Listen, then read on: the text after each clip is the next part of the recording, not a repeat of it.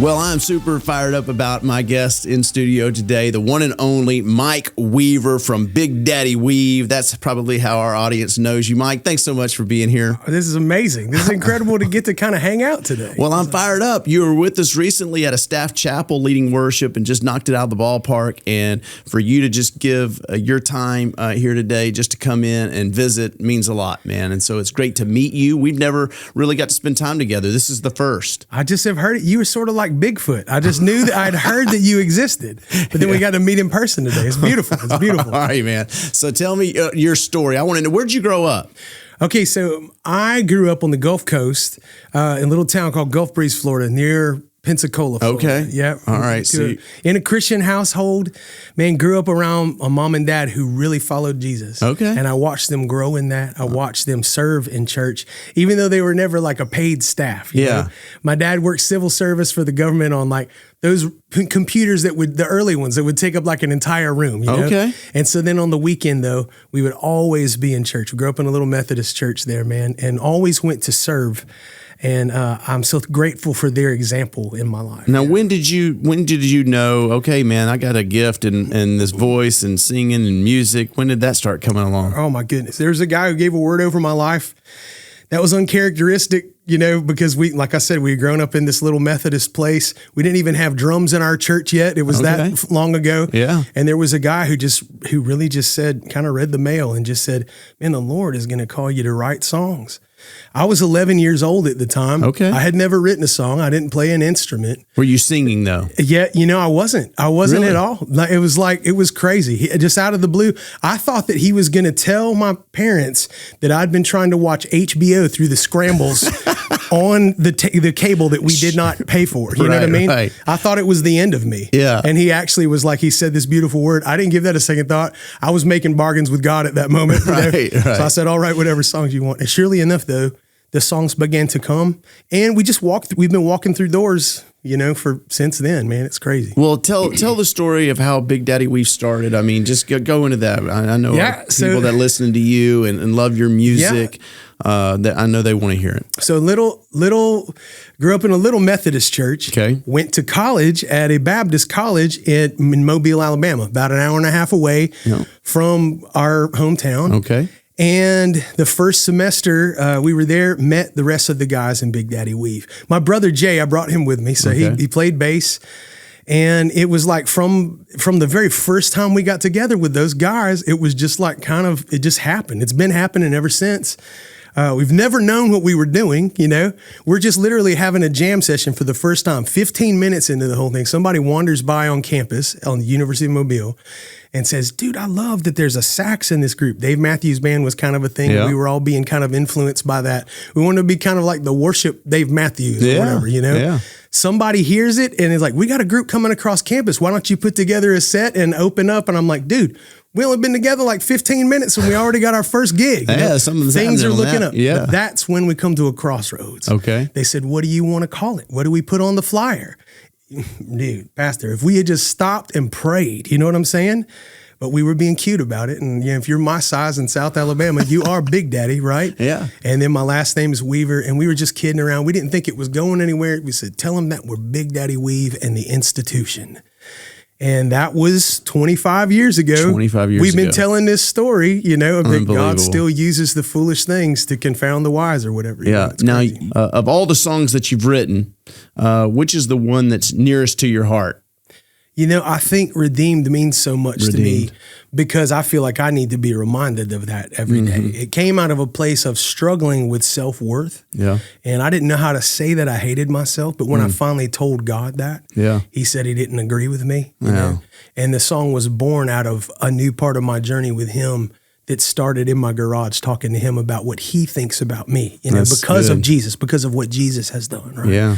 And so we have heard stories from all over the world about that one, you know, from retired Army generals to people who had come out of the adult industry, you know, who Jesus encountered with that song. And You can't do that in the songwriting process. Not a part in the songwriting process. You're like, now when we write this line, and Jesus is gonna, only Jesus can do that. Yeah.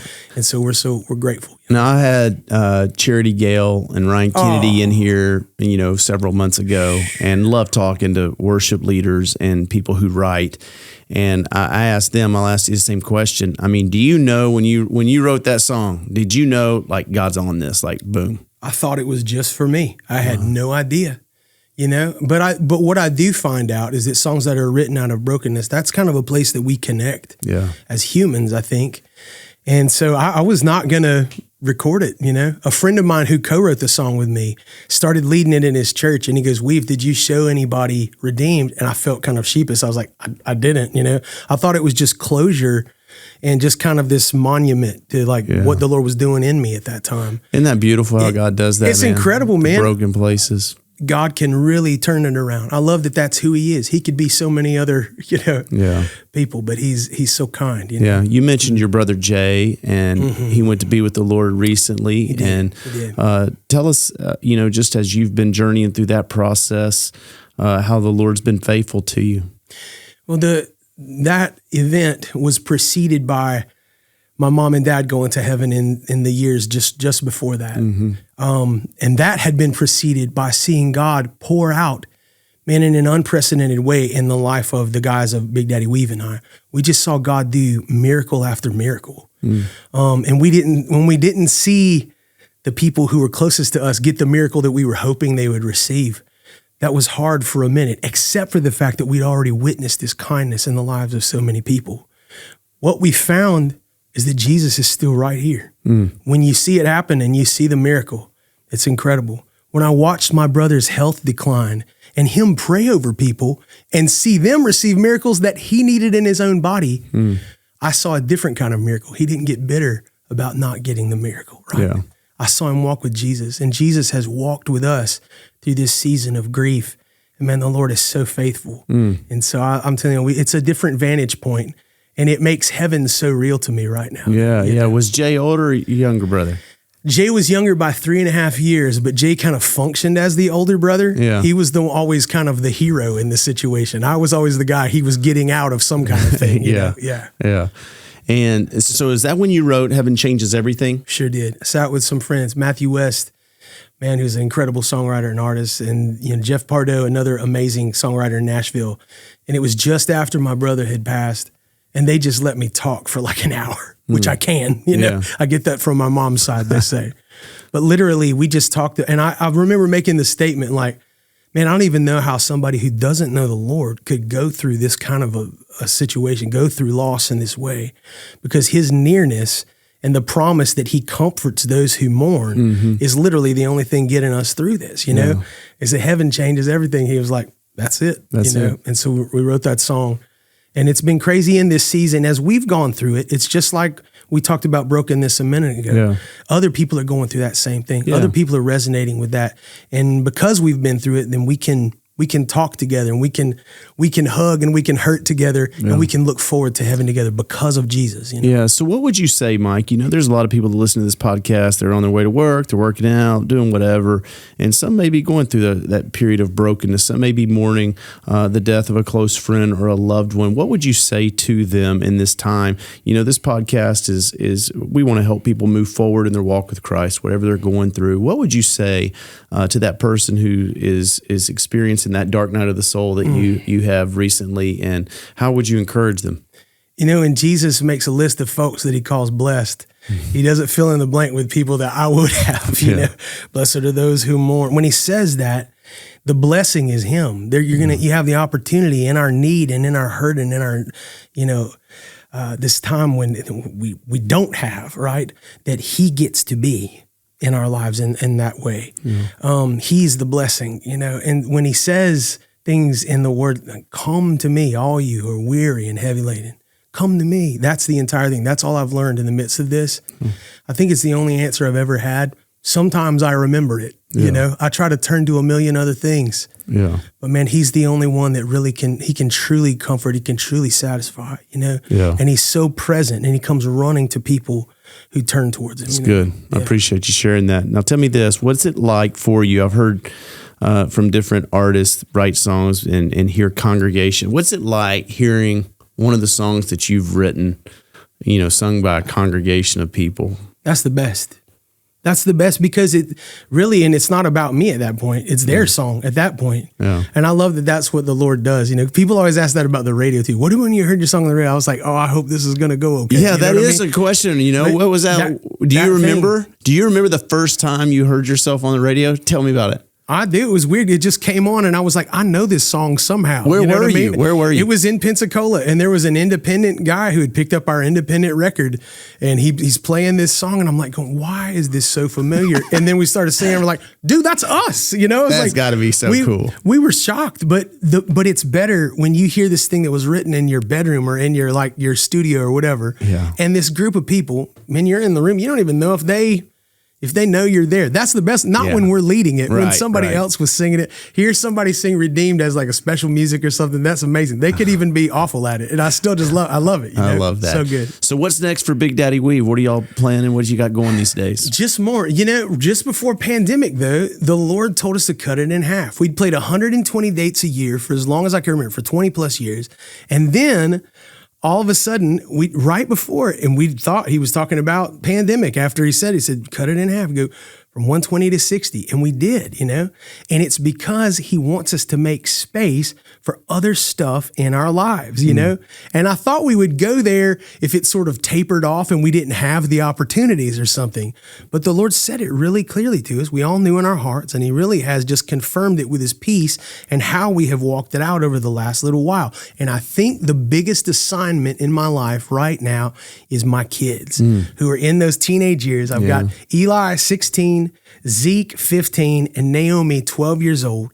They're all taking an interest in music. They all are worshipers of the Lord, man. I love that so much. Beautiful. And I really feel like that's what I need to spend the most amount of time is being in them with this. Yeah, which you guys were kind enough to let me bring them along. Hey, Naomi, I can't believe she's 12 years old. I can't believe it either. For her to sing The Blessing like she sang it, oh, man, that was strong. I'm telling you. I'm so proud of them, but I can't tell if it's just because I'm their dad. You know what I mean?